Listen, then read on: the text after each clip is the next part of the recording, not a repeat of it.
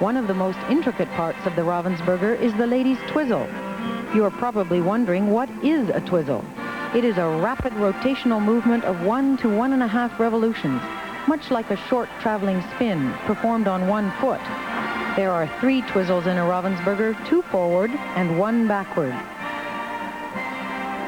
The difficulty with these twizzles is to perform them seemingly without effort, while the partners skate closely together and with the lady rotating directly under the man's raised arm. No lunging or break in the continuity of movement should be apparent.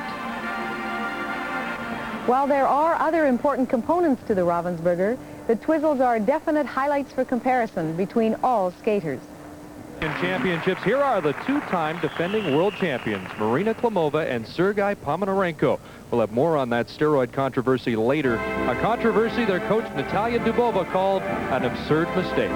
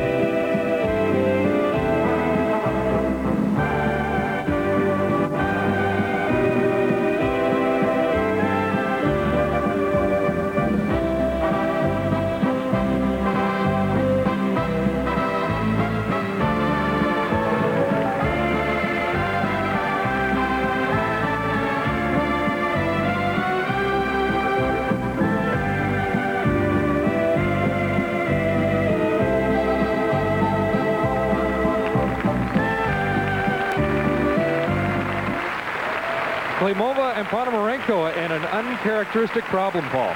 They look like they had a very jittery outing. I've not seen them look so no confidence. They just didn't seem to have the confidence and the command of the ice rink that they normally have. She looked very tense, and you could even see it on her face. Most unusual for them to go out and skate not up to a world champions standard. And they were in such fine form in Sofia. Now, we talked about the controversy. It was quelled by an acquittal. There were no problems in the second drug test, which was tested here in Cologne at an IOC sanctioned testing. But you wonder if it plays on their minds what the judges might do with that. This will be very interesting to see what the judges do, because that was a definite mistake. Nevertheless, the marks are the best we have seen. 5.8s, 5.7s, and 5.6s. They have top marks clear across the board. However, plenty of room with the Duchesnays. Well, as usual, everyone here is talking about the Duchesnays. They skate for France. They were born in Canada, but they train in Germany. They're favorites everywhere. And after Klimova and Ponomarenko, the door has been opened quite a bit for the Duchesnays in this first compulsory dance.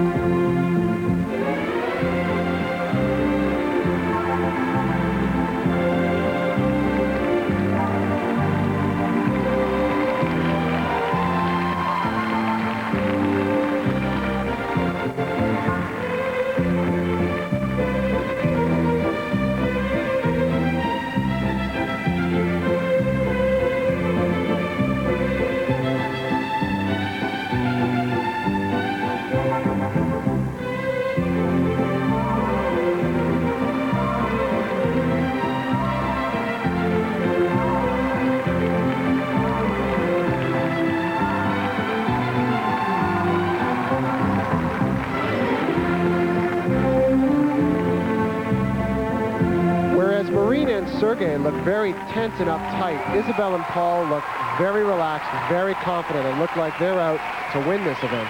Absolutely. Isabelle was just beaming on the ice, and this crowd is giving them a great ovation again.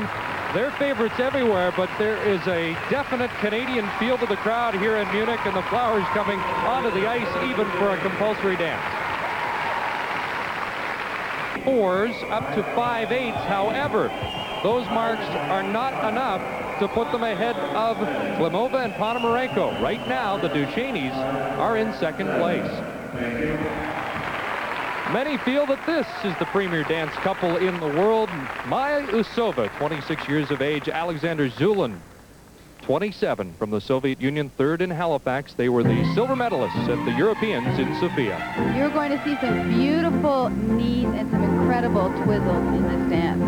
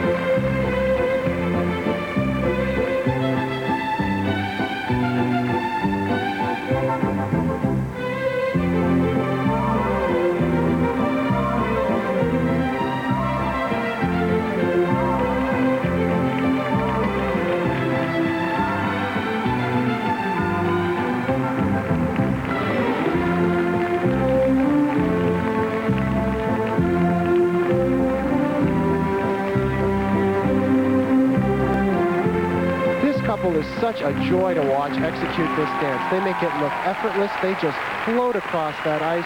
It's a real treat to watch this caliber of ice dancing. She really is beautiful, and each time they went around, the fans would all clap as they went around that particular segment of the ice. There is the coach, Natalia Dubova, and she seems very happy with the performance of Usova and Zhulin. The rest. And that's what the judges have found as well. There were 5/6s, but up to 5/9s, and they get first place marks from 6 of the 9 judges. So Usova and Zhulin appear to have won the first of the compulsory dances. In Munich, site of the 1991 World Figure Skating Championship, we have more of the compulsory dance. This is the rumba portion, and once again, to explain just what it is, we call on Canada's international figure skating judge, Jean Sent. The rumba portrays a more subtle Latin flavor. It is a dance requiring much hidden control, tight partner positions, and soft absorbing knees. Actually, the rumba on ice is different from the rumba of the ballroom floor. The ballroom dance is performed face to face and is undulating, seductive, and with a slowness of musical movements. The rumba on ice has more of a crisper, sharper feel, and the partners skate side by side. However, the ice dance still must be skated smoothly, without excessive bounce, and with energy derived from the deep knee action. One of the key areas to watch in this dance is the Choctaw section that we are now seeing.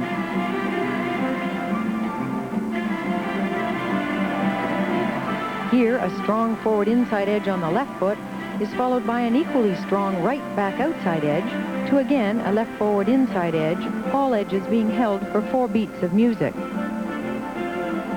The best dancers will skate this Choctaw section with tight hip and upper body positions without breaking or pulling apart. The edges in and out will weave with equal depth, and the unison of the free leg positions will be strongly evident.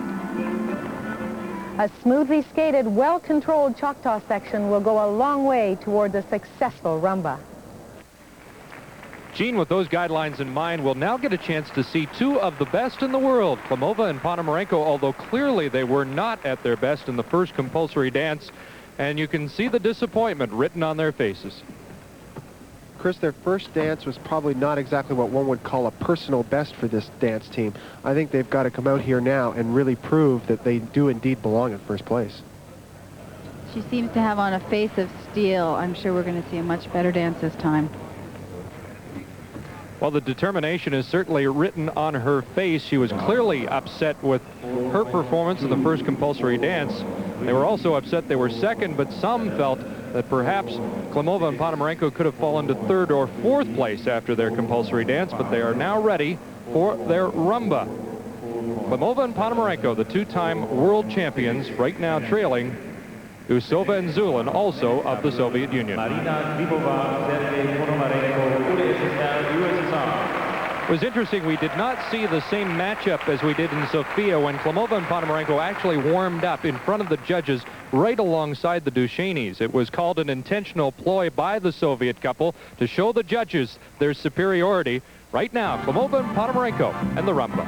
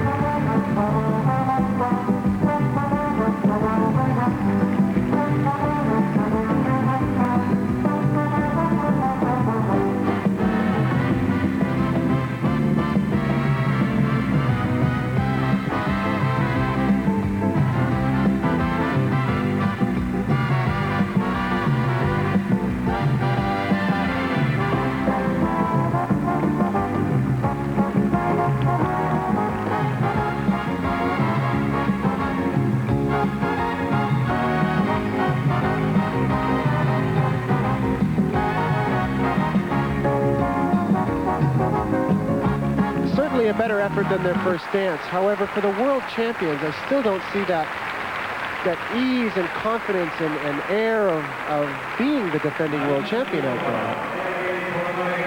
There's a look at Natalia Dubova. She is the coach, and she certainly doesn't look as happy with that as her other couple, Usova and Zhulin, after their first compulsory dance. Klimova and Ponomarenko.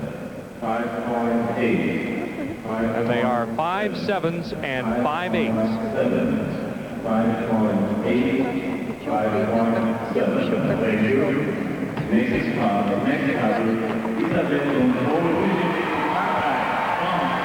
Well, it's a great draw for the Duchesnays in that they get to skate right after Klimova and Ponomarenko during both compulsory dances. They are 3rd after the first compulsory dance. I think this is a dance that Paul and Isabelle do quite well, and I think we're going to see some wonderful knees, which is very important for this dance.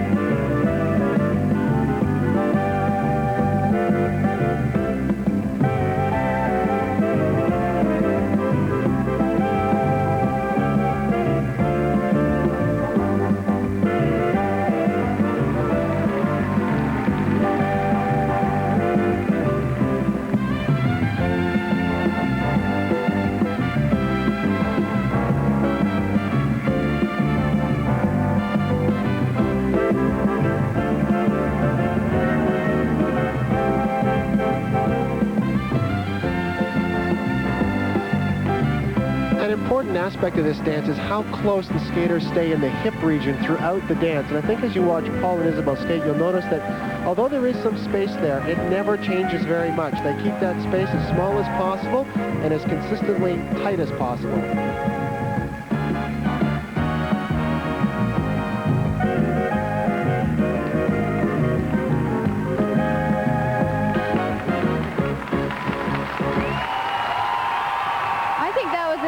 Extremely strong dance for Paul and Isabelle. I just love to watch his knees. And it's a familiar story here. If the fans were the judges, there's no doubt about where the Duchesnays would place. These Canadian fans are cheering them on. That's Martin Skopnicki, the coach of the Duchesnays. And once again, they will fall behind Klimova and Ponomarenko, and you can hear the fans reacting negatively. Just one first place mark, 2 first place marks Bulgaria and Switzerland, but the rest give the edge to the Soviet couple, and the Duchesnays have to be somewhat mystified by those marks. Here they are, the leaders after the first compulsory dance, as we welcome you back to the Olympic Halle in Munich and the World Figure Skating Championships. Maya Usova and Alexander Zhulin. Much talk about costumes. This is kind of out of character for them. It really is. It doesn't seem to project this subtle Latin flavor that we're really looking for in this dance. But I'm sure what they project on the ice is going to be a little bit different than the costume.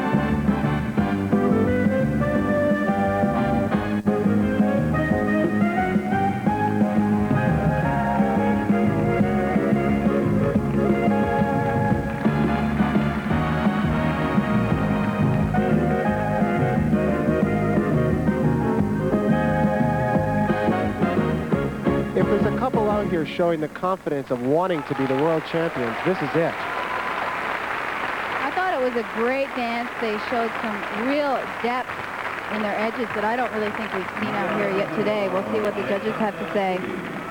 And it really complicates the whole picture of the dance competition, which so many expected would be Klimova, Ponomarenko against the Duchesnays, but they really add a third intriguing element to this whole picture. First place marks from each judge but the French judge, who scored some 5-6, but Usova and Zhulin will be the leaders after the compulsory dances. 2 years. Marina Klimova and Sergei Ponomarenko, however, they were not at their best in the compulsory dances. They'll try to make amends here. They're going to have a strong performance here in this element of the dance event if they wish to reestablish themselves as really contending for that title.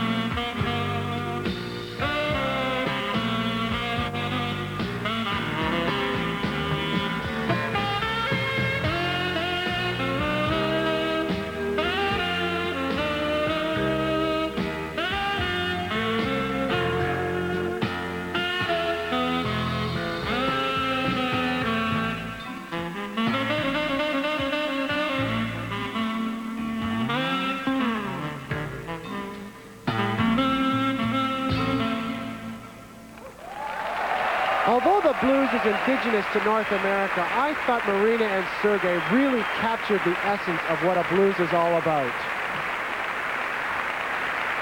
I really liked it as well, although costume-wise, I thought it reminded me a little more of a Madonna video. It's interesting the way those kind of influences come into something such as a dance event. Mark Janoschak and Jackie Petr were involved in a bit of a problem with costumes at Skate Canada. They didn't wear those costumes. And now the presentation marks. And there they are, 5/8 and 5/9, so they will be the early leaders after the original dance. Marina Klimova and compulsory dances. Maya Usova, Alexander Zhulin, the leaders from the Soviet Union. They seem forgotten in Sofia at the European Championships when they finished third, but right now, they're the leaders. Barb, for whatever reason, they have a totally different costume on from that which they wore at the Europeans.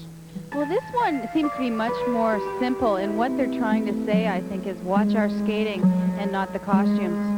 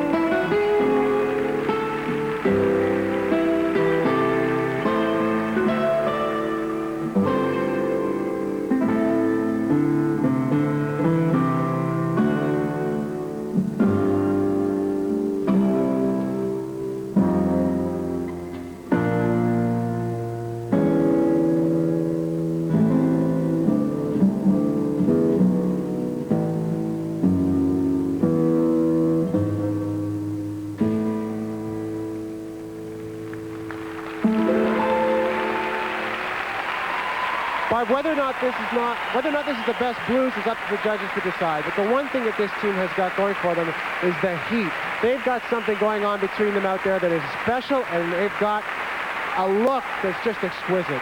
I thought it was magic, Paul. There was so much passion and so much intimacy between the two. I loved it. And I think by the sound of the crowd, they also thought it was one of the better ones here today. They really brought you into this. To a 5-9 from the Italian judge. A couple of 5-7s in there. 5.8, 5.8, 5.7. Thank you. And now the second set of marks and a 6 right off the bat from the Austrian judge. They're delighted, and rightfully so. They maintain their advantage over their Soviet rivals Klimova and Ponomarenko. Usova, partisan Canadian crowd giving Paul and Isabelle Duchesnay a great ovation as they prepare for their original dance. A familiar refrain for the Duchesnays. They skated well in the compulsories, but stand third. Chris, if they have any hope of winning, they've got to make a move right here and now.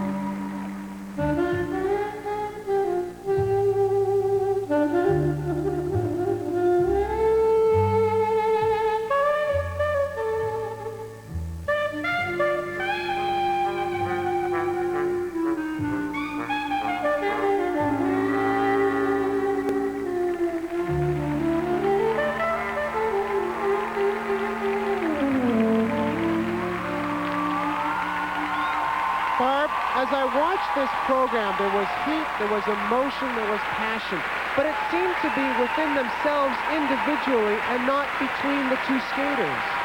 Well, Paul, I think that Paul and Isabelle are really at a disadvantage because of the fact they are brother and sister. It's very difficult to portray lovers, and it's much more easier for teams that are married. I'll tell you what, though, this great Canadian contingent certainly had no difficulties with it. They are on their feet for Paul and Isabelle Duchesnay, who now skate for France. Born and raised in Aylmer, Quebec. 7s, 8s, and 9s for composition. Interesting in the runway, watching them prepare, and she goes through every element verbally. Here's the second set of marks, and a 6 from the Italian judge. So, Paul and Isabelle Duchesnay have moved ahead of Klimova and Ponomarenko. They're behind Usova and Zhulin.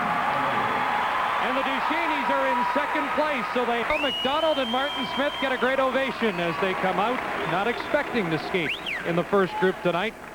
Slotted in 16th place from the first compulsory dance. They're skating for themselves tonight. Well, I think they know that in that position, they need to leave an impression with these judges, and this is where they're going to do it.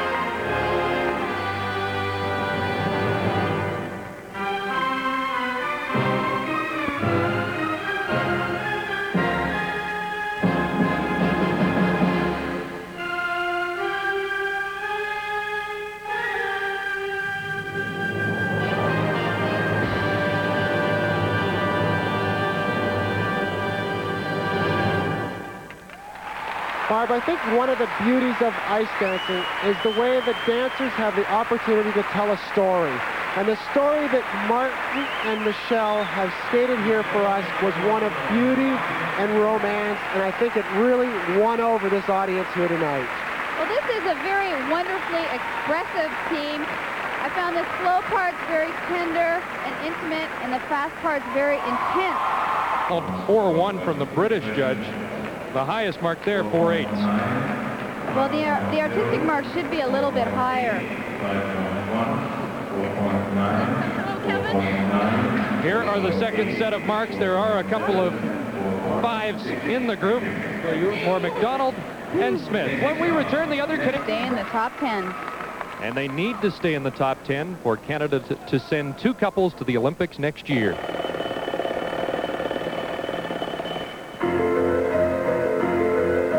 Skating to Pee Wee Herman's Big Adventure. Toller Cranston is the choreographer, and I can't imagine Toller even finding this music.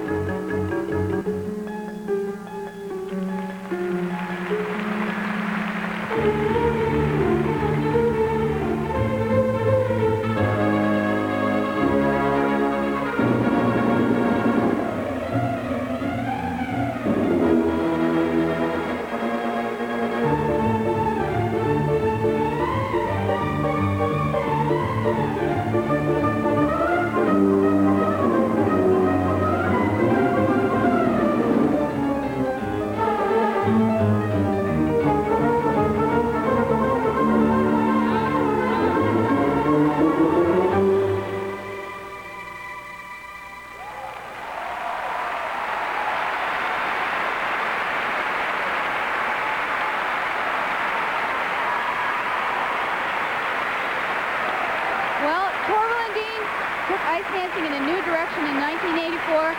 Since then, the Duchesnays and I think Jacqueline and Mark have taken it in a new direction themselves.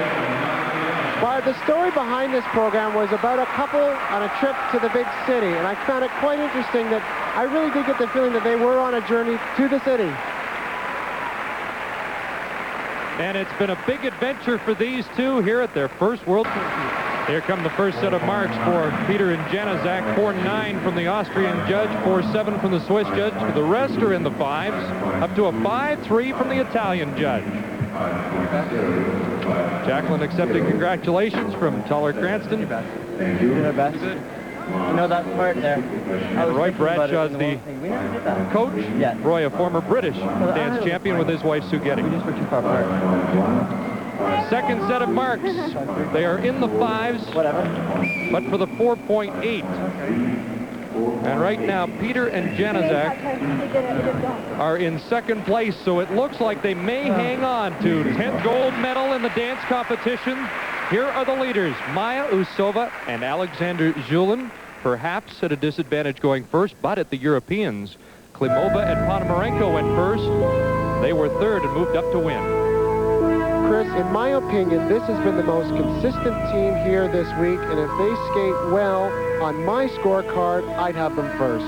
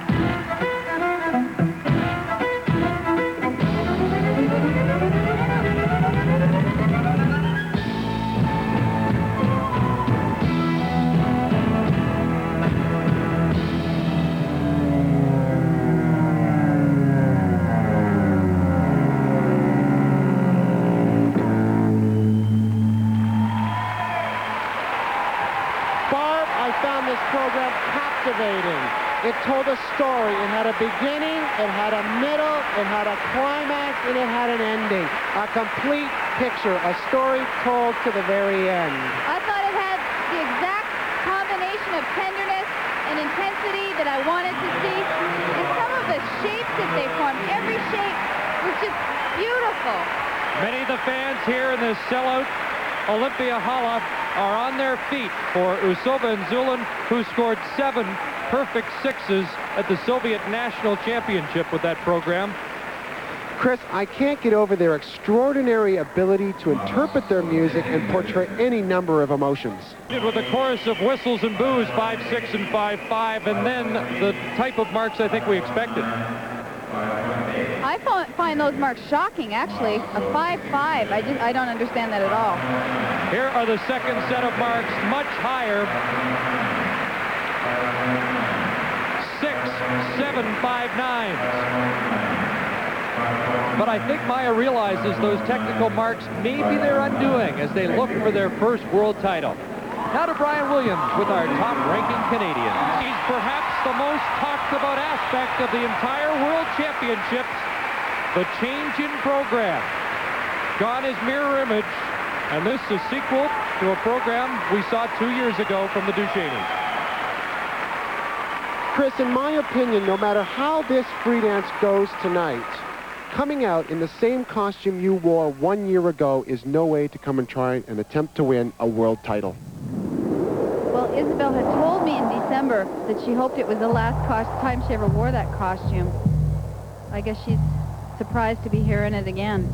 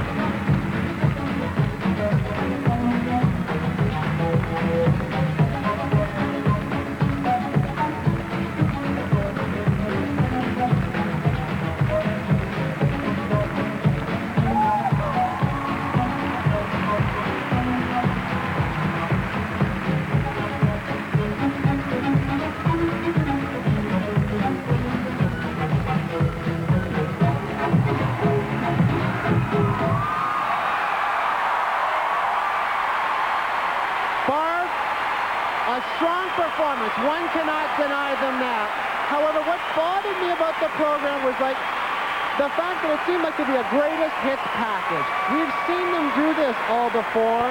They did make a small mistake right here in front of us early in the program. I saw some large separations when they skated, but judging from the crowd, it was a popular performance nonetheless. You saw Coach Martin Skutnicki. He looked relieved. I mean, they put this together in the last month.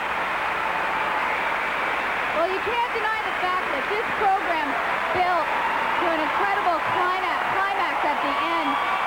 They set the crowd wild.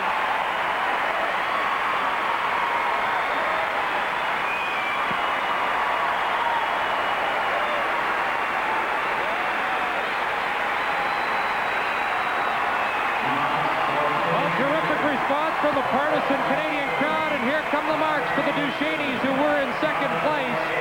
5, 7s, 8s, and 9s, so the crowd wanted higher. But those appear to be higher than Usova and Zhulin, the leaders. 6.0. There's a 6 from the Swiss judge. A 5, 7, the rest 8s and 9s. They have 5 first-place votes. How does that affect them overall? They move ahead of Usova and Zhulin, and the Duchesnays stand first right now, but Klimova and Ponomarenko are still to skate.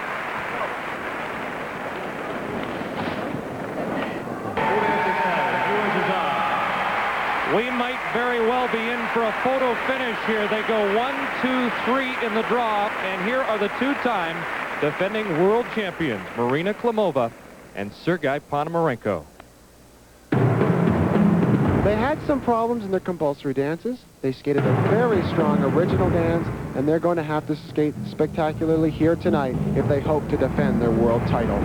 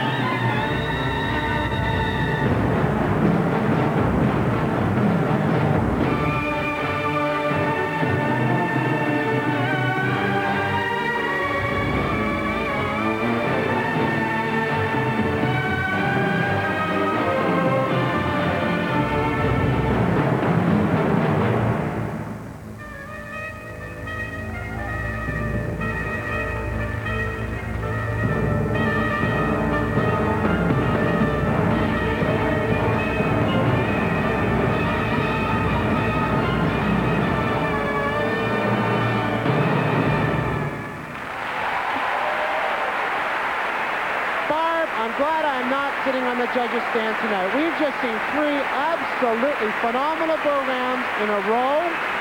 Someone, those 9 judges are the person who has to make the decision who is going to be this year's world champion. And I think we're all going to find out in the next few seconds. This is a tough one, Paul. I think technically this was the most difficult program. With the Duchesnays, you saw a lot of the same moves over and over again. This program, there was a lot of variation and a lot of very difficult moves. It didn't quite have the emotion the Duchesnays had, but who knows? It's quite clear that, again, if you judge it by the way the fans react, the Duchesnays should win, but that's not the way it always turns out. That's not often a good barometer, and I just can't help but being impressed by the way they portrayed the music. They skated to Lawrence of Arabia. He looked like the desert sand dressed in brown, her the oasis in green.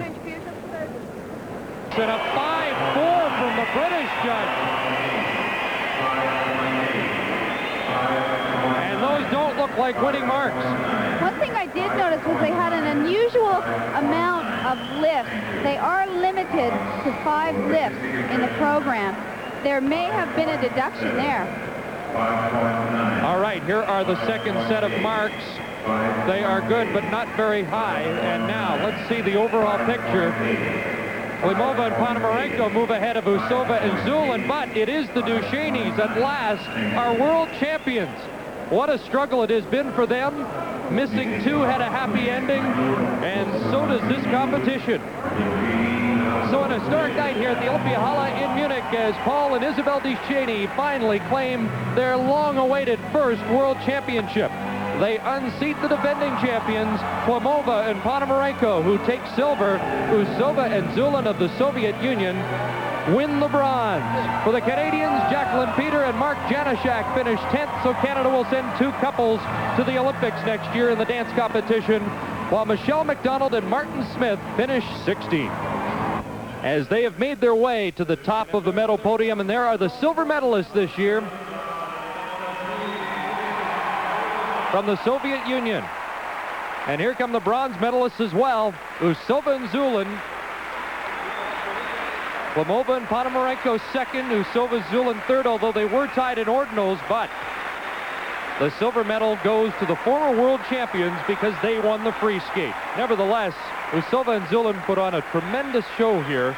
Very consistent skating throughout the entire competition, and many feel that perhaps they were deserving of the gold medal.